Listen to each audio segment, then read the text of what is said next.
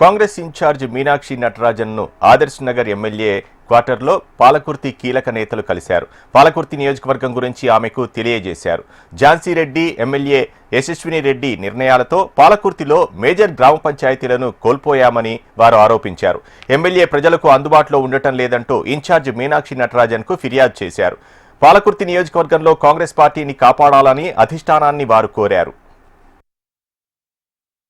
మరి ఝాన్సీ రెడ్డి పరిపాలన బాగలేదని, వారి యొక్క మోనోయిజం, వారి యొక్క షాడోయిజం తోటి ప్రజలు ఇబ్బంది పడుతూ ఉన్నారని చెప్పి ఈరోజు మీనాక్షి గారికి మేము రిప్రజెంటేషన్ ఇవ్వడం జరిగింది.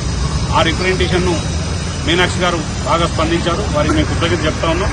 ఎందుకంటే కాంగ్రెస్ పార్టీలో మరి ఇటువంటి పద్ధతి ఎక్కడ లేదు. మరి క్రమశిక్షణ లేని వ్యక్తులు, ఒక సిటిజన్షిప్ లేని వ్యక్తి ఈరోజు మా మీద మోనోపలి చేస్తూ ఉన్నదంటే అది కరెక్ట్ కాదు. అధిష్టానాన్ని కూడా మోసం చేసింది. అధిష్టానం మోసం చేసి వైస్ ప్రెసిడెంట్ తీసుకున్నారు. ఆ వైస్ ప్రెసిడెంట్ పై కూడా న్యాయ విచారణ చేసి తక్షణమే వైస్ ప్రెసిడెంట్ తీసేయాలని చెప్పడం జరిగింది కాంగ్రెస్ పార్టీలో. ఎందుకంటే సిటిజన్షిప్ లేని వ్యక్తులకు మన బైలాలో లేదు, కాంగ్రెస్ బైలాలో వైస్ ప్రెసిడెంట్ ఇవ్వడానికి వీల్లేదు. సిటిజన్షిప్ ఉందని చెప్పి కాంగ్రెస్ అధిష్టానాన్ని కూడా మోసం చేయడం జరిగింది.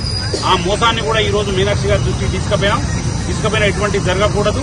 మరి ఎందుకు ఈ పద్ధతిలో జరుగుతూ ఉన్నది, ఇంతమంది సర్పంచులు ఓడిపోవడానికి కారణం ఏందని చెప్తే వారికి చెప్పడం జరిగింది.